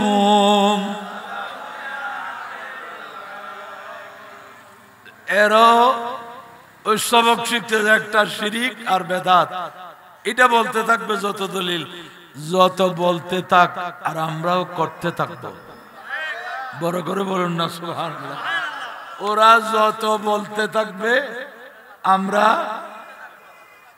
আর আল্লাহর কি কৌশল দেখেন, ওদেরকে দিয়েও মিলাদুন নবীর প্রচার করাচ্ছে। তো ওরা বলতেছে ঈদে মিলাদুন নবী সাল্লাল্লাহু আলাইহি ওয়াসাল্লাম বেদাত। এখানে শব্দ কয়টা? একটা ঈদ, একটা মিলাদ, একটা নবী, আর একটা বেদাত। এই সেক্টরের মধ্যে তিনটা তো আমাদের, তিনটা। এখন ওই ওই সাতরির ওই মাথা থেকে বলতে বলতে গাড়িতে এই মাথা চলে আসছে। অনেকে বেদাত শুনে নাই, শুধু শুনছে ঈদে মিলাদুন নবী সাল্লাল্লাহু। তো ওরা প্যাসেঞ্জাররা মনে করতেছে এখানে ঈদে মিলাদুন নবী হচ্ছে। একটা তাদের আর তিনটা আমাদের। এই আল্লাহ বলে এই তিনটা হইলেও প্রচার কর, একবারে মারুম যাই লাভ কি ভিতর। ইব্রাহিম আলাইহিস সালাম নিরাপদে ফিরে আসলেন, এটা কোরআনের ব্যাপার। এখন যদি কোনো মুসলিম বলে হুজুর খুব জোর গলায় তো বর্ণনা করলেন, তো আপনাদের কোরআনের কথা এটা আমি তো মানব না, আমাকে প্রমাণ করে দেখান, আপনার গায়ে ম্যাচ মেরে দেখি। আপনাকে হুজুর অনেক চিন্তাবার্তা দিয়ে আনছে, আপনার গায়ে ম্যাচ মেরে দেখি, আপনি যদি না জ্বলেন তাহলে বিশ্বাস করব কোরআন সত্য। ইব্রাহিম আলাইহিস সালাম জানে যে এটা সত্য। আমি কি তাকে সেই অনুমতি দিতে পারবো? কেন? আমার কাছে বয়ান করার ক্ষমতা আছে, প্রমাণ করার ক্ষমতা। কিন্তু আল্লাহর বান্দাদের মধ্যে এমন একটা শ্রেণী আছে, এরা শুধু বয়ান করে না, প্রমাণও করতে পারে। সুবহানাল্লাহ বলেন না? বিশ্ববিখ্যাত মুহাদ্দিস ইমাম আবুল ফরজ জামালউদ্দিন আব্দুর রহমান ইবনুল জৌজি আল হাম্বলি আল বাগদাদি, যার জন্ম 510 হিজরিতে, ইন্তেকাল 597 হিজরিতে, উনি ওনার কিতাব বাহরুদ দুমু এখানে একটা ঘটনা লিখছেন। একজন বড় আলেম একজন ইহুদিকে বলল, এই ইহুদি, ইহুদি ধর্মে থাকলে আখিরাতে বাঁচতে পারবে না, মুসলমান হয়ে যাও। কি হয়ে যাও? তো ইহুদি বলল, মৌলানা সাহেব মুসলমান হয়ে লাভ কি? ইহুদি নাসারা মুসলমান সব তো জাহান্নামে যাবে। কি? ও সবাই জাহান্নামে যাবে। ও কোথায় আছে? আপনাদের কোরআনে আছে। মৌলভী সাহেব বলে, আমার মনে হচ্ছে আয়াতটি আমি নতুন শুনতেছি।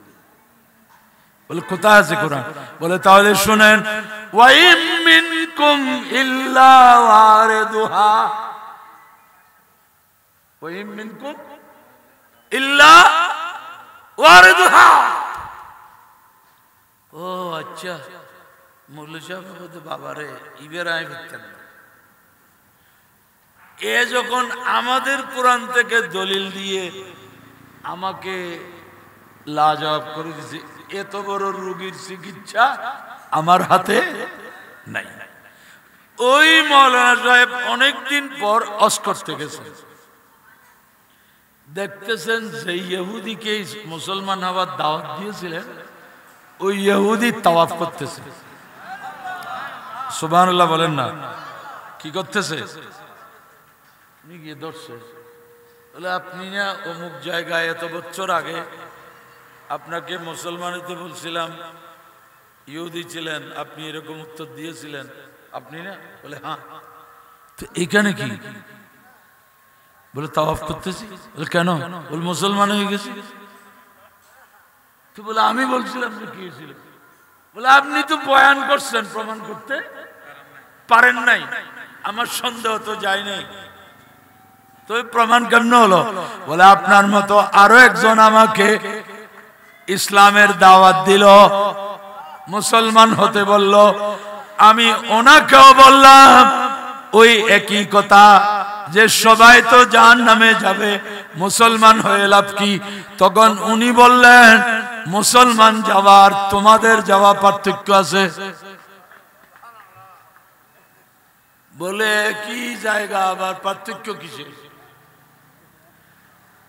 একই ট্রেনে করে সবাই যাচ্ছে, কেউ 3rd ক্লাসে, কেউ সালের উপর, কেউ ইঞ্জিনের পাশে, কেউ এসি। কোথায়?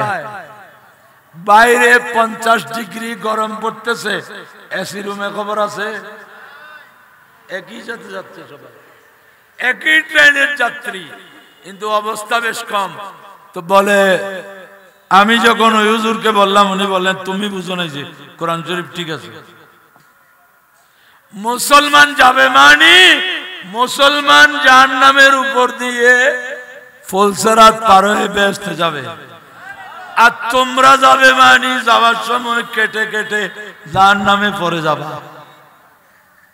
ওয়া ইম মিনকুম ইল্লা ওয়ারিদুহা।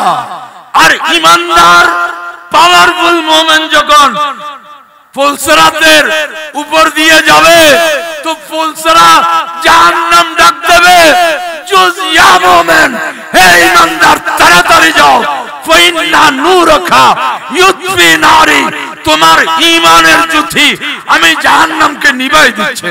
বড় করে বলুন সুবহানাল্লাহ। এটা এক না? হুজুর কেমনে বুঝলাম?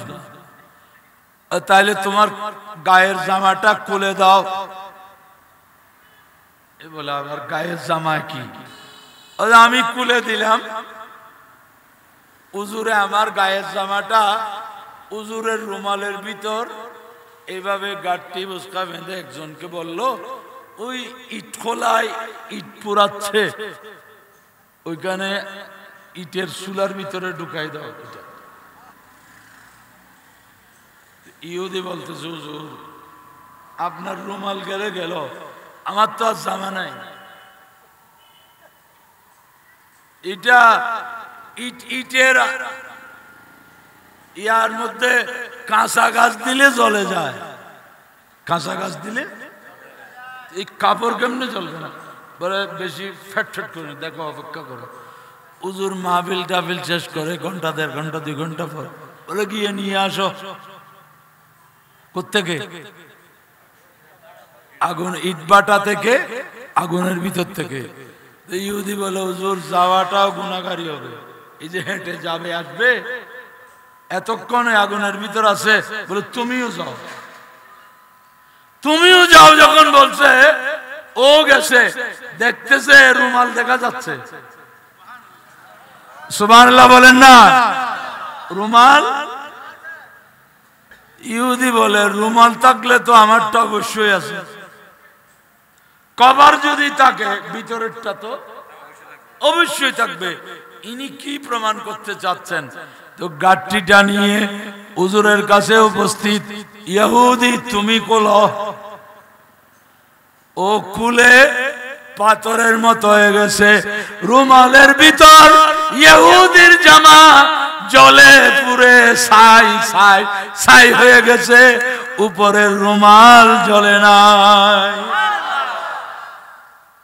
सुपर्दे आतशे नमरूद होकर एक इंसान, सुपर्दे आतशे नमरूद होकर एक इंसान, ये साबित करके छोड़ा नार में कब नूर जलता है। सलातुनिया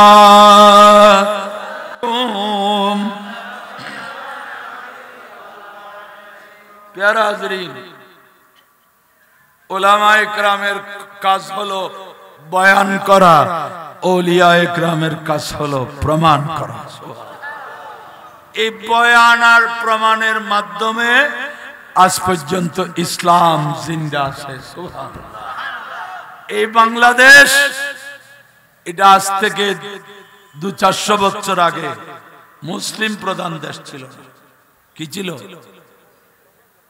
কি ছিল? হিন্দু প্রধান না, মগরাজ্য ছিল। কি ছিল? এই উপমহাদেশ বৌদ্ধ প্রধান ছিল। দক্ষিণ চট্টগ্রাম নিয়ে কারাগারে চলতো। একবার আরকানিরা নিয়ে যেত, আরেকবার ত্রিপুরারা নিয়ে যেত। আরেক সময় সে হিন্দু প্রধান হলো, আর এখন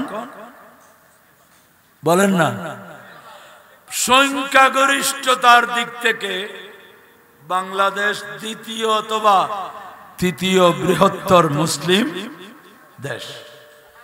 এই সংখ্যাগরিষ্ঠতার পেছনে ভূমিকা কাদের? কোন দল, কোন জামাত, কোন রাজনৈতিক কর্মসূচি নয়। এই দেশে মুসলিম সংখ্যাগরিষ্ঠতার পেছনে একমাত্র অবদান আউলিয়ায়ে কেরামের। না গাট্টির বয়স 113 বছর মাত্র। ঈদে মিলাদুন নবী না জায়েজ, বিশ্ব ইজতেমা জায়েজ। বিশ্ব ইজতেমা শুরু কখন হয়েছে? 1965 সালে। 1965 সালে শুরু হওয়া এই আয়োজন জায়েজ, রসুলের জন্য মিলাদুন নবী না জায়েজ। বিবেককে প্রশ্ন করুন। এটা আউলিয়ায়ে কেরামের অবদান। সংখ্যাগরিষ্ঠ মুসলমান বানিয়েছেন আউলিয়ায়ে কেরাম। দলে দলে মানুষ মুসলমান হয়েছে। এমনি সহজে কেউ বাপদাদার দিনের সৎ ধর্ম ছাড়ে না, যতক্ষণ না তার মাথায় আসবে যে আমার ধর্ম থেকে ইসলাম ধর্ম শক্তিশালী বেশি। এটা যখন বসে আসবে তো কলমা এমনি পড়ে ফেলবে।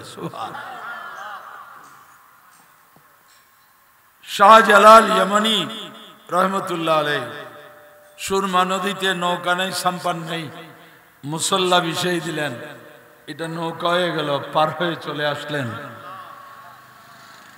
আজান দিলেন, ভূমিকম্প আরম্ভ হলো। রাজা কি নাম, গৌর গোবিন্দের রাজপ্রাসাদে ভূমিকম্প আসলো।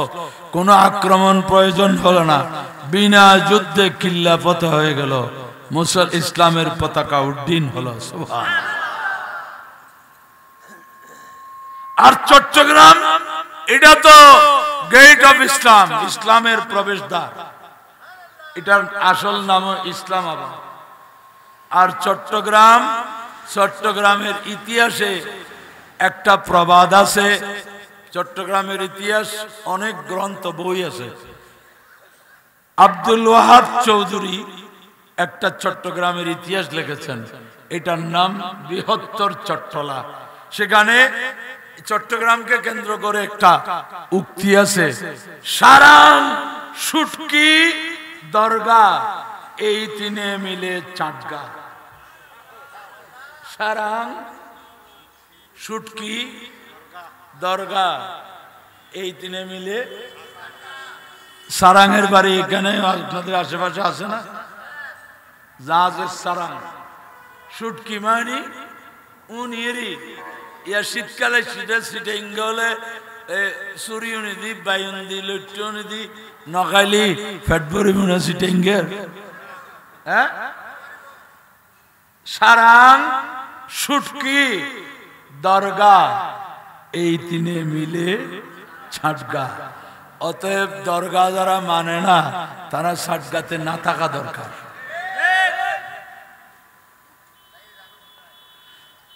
আমাদের জাতীয় নেতা শেরে বাংলা একে ফজলুল হকের জীবনীতে আমরা পড়ছি, ক্লাস 2-তে নাকি ছিল। ওনাকে শিক্ষক কি একটা পড়তে দিয়ে গেছে, তো উনি বই শিখতেছে আর পড়তেছে, দান নদী খাল এই তিনে বরিশাল, দান নদী খাল এই তিনে বরিশাল, দান নদী খাল এই তিনে। উস্তাদ বলে কি বই, বইটাকে ছিঁড়ে টুকরা টুকরা করছে আর সবক করতেছে কি, দান নদী খাল এই দিনে। এখন চট্টগ্রাম কিভাবে, সারাং সুটকি দরগা এই তিনে মিলে। আবার দরগা ব্যাকিন্ন মাই বলে ওদিন স্বপ্ন দেখাতে মরত পায় না দেখে, তারা জামিলের তাই তো এনে ফয়রু তোর কোন আগ্য দই কোন আগ্য ফসিম কোনারিতে কব যার কোন হইতুকা আয়ু দেখি খবরদার এই সব স্বপ্নের মাজার মহিলাদের এগুলো সম্পূর্ণ ভুয়া দান্দাবাজি নাম সুন্নিয়ত নয় সত্যিকারের ওলি আল্লাহদের মাজার দোয়া কবুল হওয়ার স্থান মসজিদ পেন্টি স্বপ্ন ন দেখে কে খরচ দে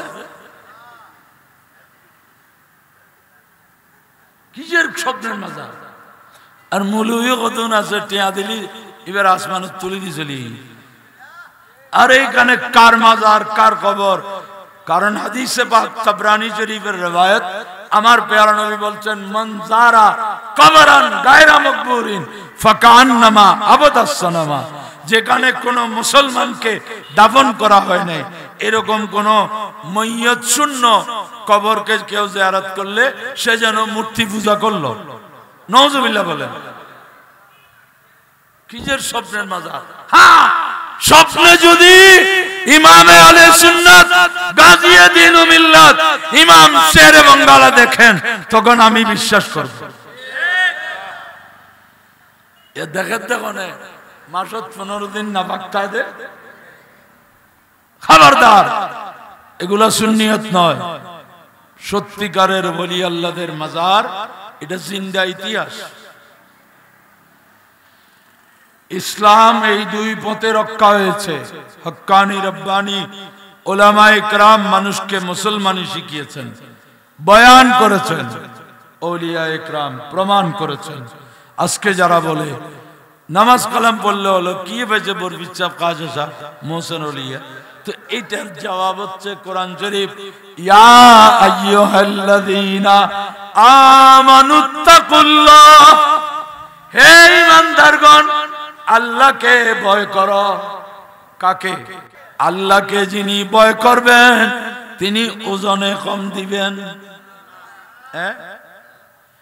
আগে টিনের পটে করে মুড়ি মাপতো না তো ছোট পটেটাকে পিছনে শিল দিয়ে আঘাত করে উপরের দিকে তুলে দিত মুড়ি বেশি আঁড়ি ফেললে না কম আঁড়ি ফেললে কেন ব্যবসায়ী দেখুন ইবেরে যদি শিল দিয়ে বাজছে আচ্ছা এই ফটিবের উর্মিককে তুলিল কম আঁড়িব তো হব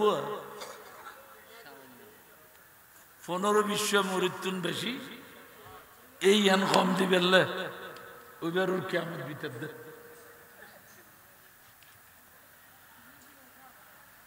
ব্যবসা নবীদের সুন্নাত সুবহানাল্লাহ বলে আমার নবী বলেছেন আত-তাজিরুস সাদুকুল আমিন মান নবিয়্যিন সত্যবাদী আমানতদার ব্যবসায়ীদের হাসর হবে নবীদের সাথে আর এনে ফল্লা গোস্ত দিয়ে টান দিয়ে দেয় অক্কটানে গোস্তর ফল্লায় বোন নিচে গিয়ে কাস্টমার তো খুশি গিয়ে কম করিল সদস্য গ্রাম বাঞ্চু দিয়ে দেয় তুন আরো তোরানো দে যা দিয়ে রে আল্লাহ তৌফিক যা দিয়ে 300 বাড়ি নিয়ে মাপে চাইছে তো 150 গ্রাম কম এটা কি আল্লাহর ভয় আছে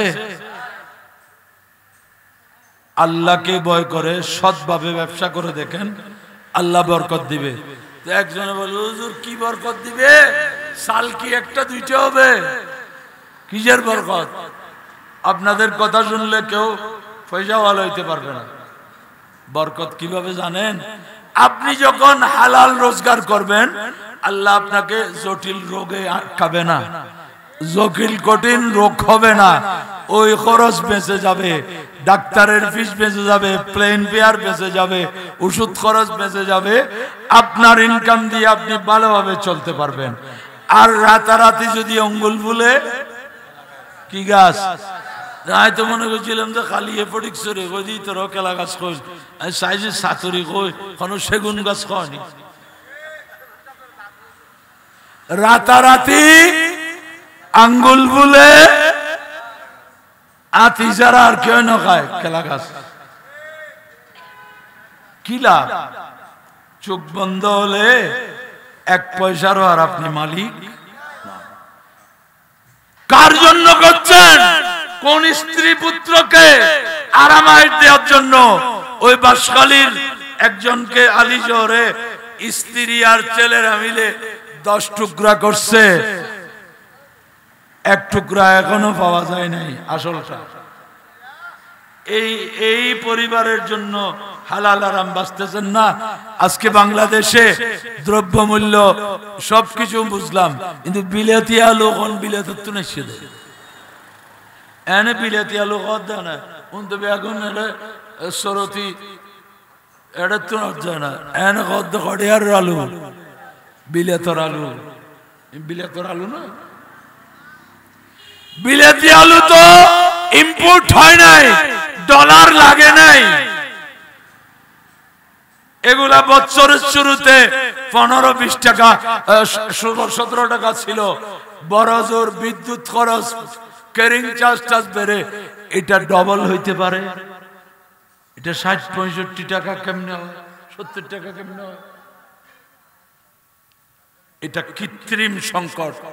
আমার রাসূল বলেছেন মানিহতাকারা ফালাইসা মিন্না, যারা কৃত্রিম সংকট করে খাদ্য সামগ্রীর দাম বাড়ায় দেবে এরা আমার উম্মত নয়। নাউজুবিল্লাহ বলেন না। রাসূল যদি বলেন আমার উম্মত নয়, আল্লাহও বলবেন না। মাহবুব কি করবেন?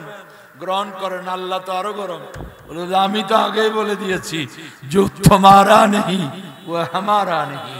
ইয়া রাসূলুল্লাহ, যাকে আপনি আপন বলবেন না আমি তো বলবোই না।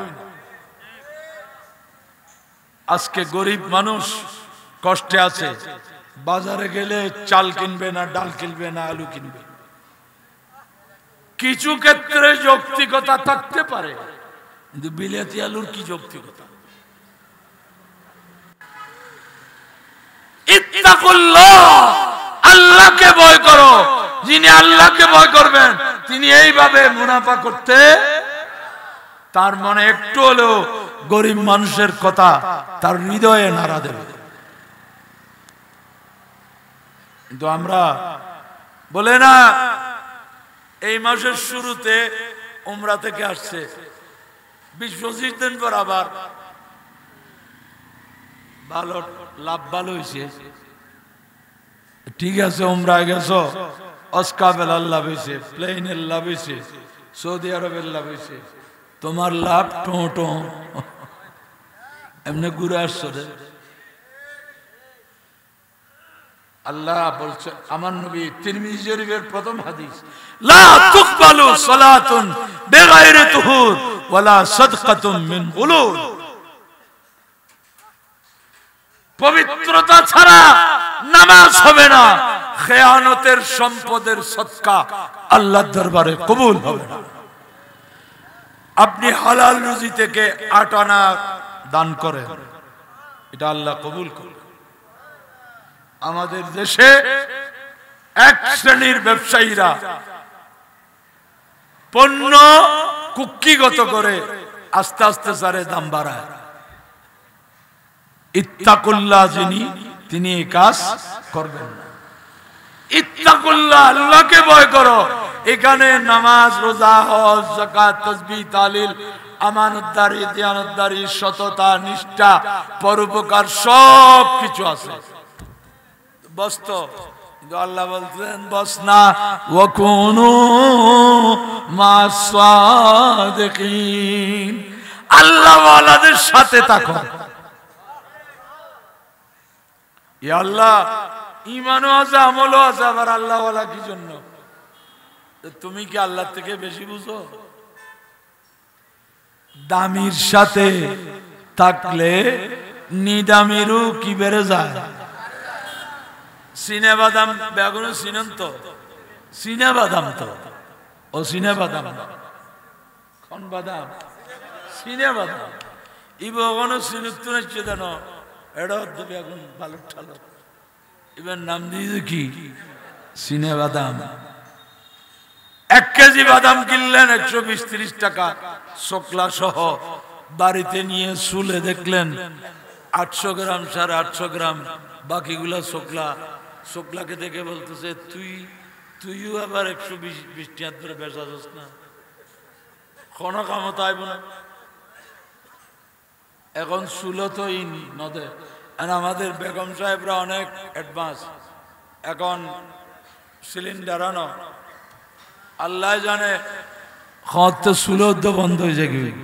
ডাকাত তৈ বেগুন অফিস আদালতে ব্যস্ত, আজ নেস্তি কেউ পরোটা আনিল, কেউ গোস্ত আনিল, কেউ চা আনিল, খাইটে ঘুমি সেটা হইতে আর কতদিন। তো বাদামের চোখলা তুমি কেমনে 120 টাকা বিক্রি হও? তো সাকলা বলে, জানেন বাদামের সাথে ছিলাম, দানার চারিদিকে বসেছিলাম, দানার সাথে ছিলাম, সেজন্য বাদাম দামওয়ালা। আমার এমনি কোনো দাম নাই, বাদামের সাথে ছিলাম বলে বাদাম থেকে যখন বিচ্ছিন্ন হয়ে গেছি বেদাম। এদের সাথে থাকো, তাহলে তুমি কামিয়াব হবে। কারণ তোমার মূল্য কম হলেও মূল্যবানের সাথে থাকলে ওই মূল্যে বিক্রি হবা। বড় করে বলুন সুবহানাল্লাহ। আল্লাহ পাক আমাদেরকে বুঝার তৌফিক দান করুন, আমাদেরকে আকীদার উপর অটল থেকে 5 ওয়াক্ত নামাজ। দেখেন আবার বেশি মারফতি হবেন না, নামাজ দিয়ে কি হবে? নামাজ তো অনেক বছর পড়ছি আমি। যার ভক্ত উনি তো নামাজ পড়ে না, তো উনি তো ভাতও খায় না ঠিক মতো, তুমি তো ভাত ছাড়ো না, আর উনি খায় না। এক শ্রেণীর ওলি আল্লাহ আছে যাদের কাছে গরমের খবর নাই, ঠান্ডার খবর নাই, বউয়ের খবর নাই, টাকার খবর নাই, এদের জন্য কোনো ফতোয়া। আর তুমি যিনি বসে আকলে আছো, তোমার জন্য মাপ নাই। ওদেরকে বলে মজজুব।